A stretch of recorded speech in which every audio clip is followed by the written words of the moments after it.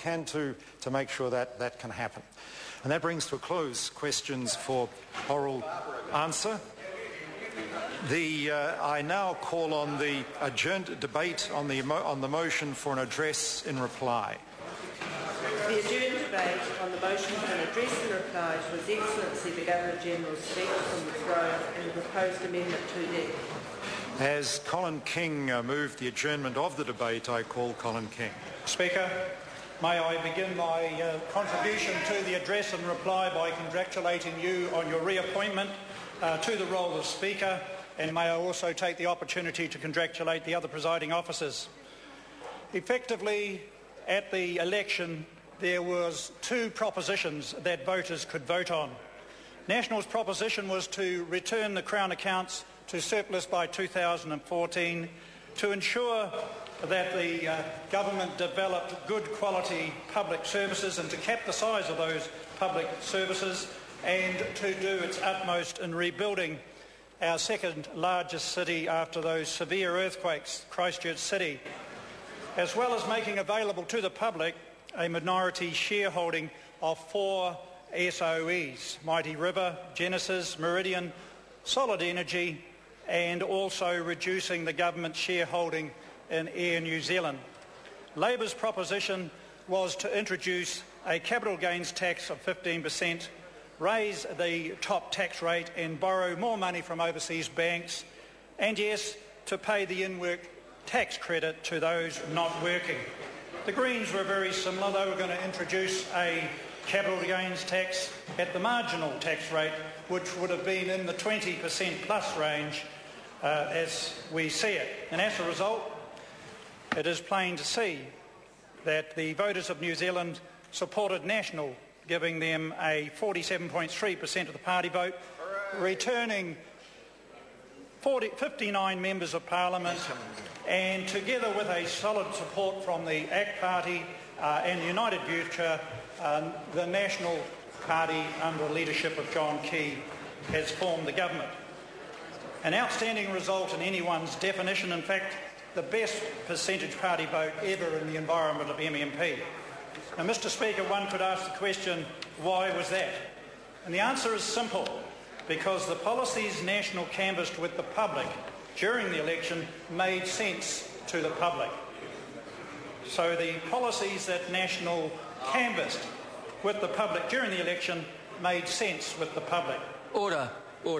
I'm sorry to interrupt, Your Honourable Member. Can I just say to members, it's a long-standing convention in this House that members should not conduct conversations unless it's necessary to do so, and then only so as not to disrupt proceedings.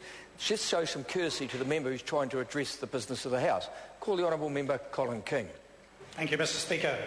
So at the conclusion of 2011, the Governor-General gave the speech from the throne which articulated that work programme of the National-led government for the next 3 years. And as expected, it was based on those 4 aims: to return the government's accounts to surplus or the Crown accounts to surplus by 2014-2015, deliver high-quality public services, rebuild Christchurch, and to offer the public those minority shareholdings of the 4 SOEs, as well as reducing the government shareholding in Air New Zealand.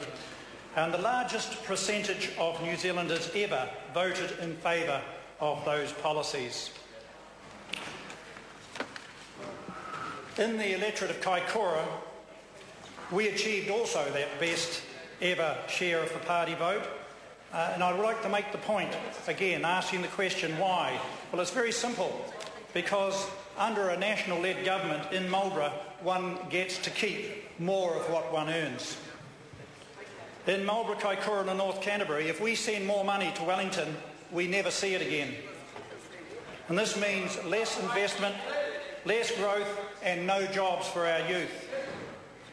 National is determined to address those difficult issues, and in Marlborough we're putting together a strategy that has dual aims, Mr. Speaker, of removing the roadblocks to economic growth and creating enduring job prospects for our youth.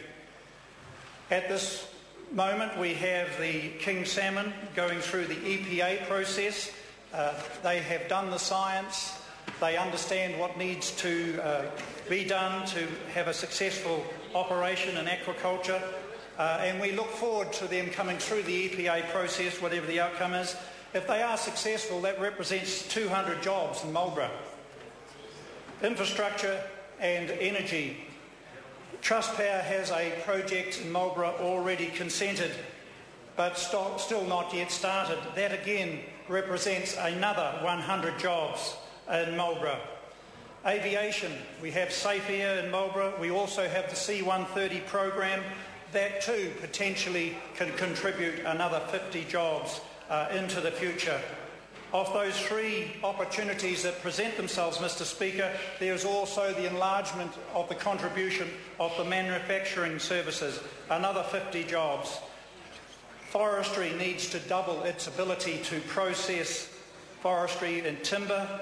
That represents another 50 jobs. And with the ongoing upskilling of our workforce in Marlborough, the MNIT, the Nelson Marlborough Institute of Technology, also can build another 20 jobs. So, Mr. Speaker, if we can progress the agenda of this government, my electorate looks to gain 500 jobs, and that is what we need to really ensure that there is a place and a career in this country for our young folks.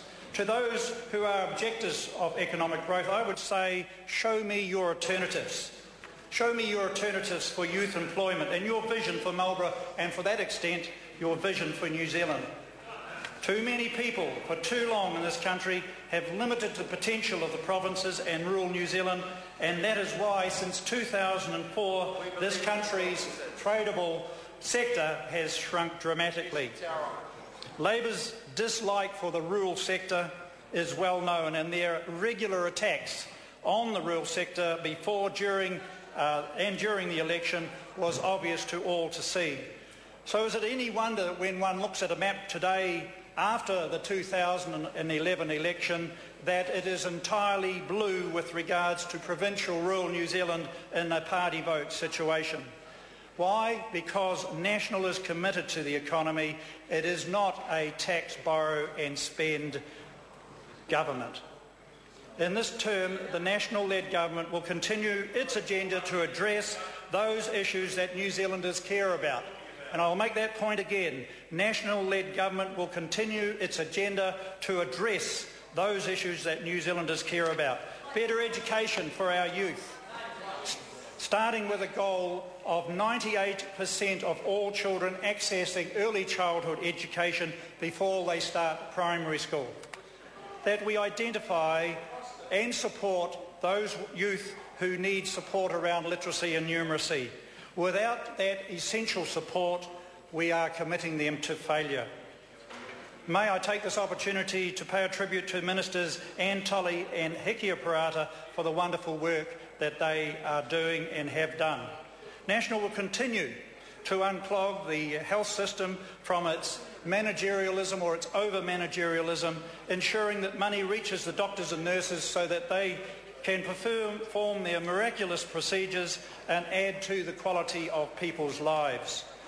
Today, our hospitals are performing 20,000 more elective procedures than they were under the last Labor administration. And what is more, National's goal is to increase the number by at least 4,000 further elective procedures. Hasn't Minister Tony Ryle done a great job? National will continue to take the lead and bring along the public in developing better ways of preventing child abuse. An outstanding example of this is the present Green Paper being conducted by the Minister Paula Bennett, and what a great job Minister Paula Bennett is doing in this area. National made significant progress in reducing crime during its first term in government by increasing the number of the uniformed police and equipping them with the tools to do their job better. And we look forward with confidence as Minister Collins continues the outstanding work started by previous Minister Simon Power in the law and order area. Mr. Speaker, that is but just a flavour of the work streams that this hard-working government has as its program for the next 3 years. I'm sure that my fellow colleagues will articulate the many other work streams that this government has to address going forward and in their presentations to the House. So in conclusion, Mr Speaker, New Zealanders can have confidence and trust that this national-led government will do its level best. It will do its level best for all those who are prepared to help themselves. Thank you, Mr Speaker. I call the Honourable Clayton Cosgrove.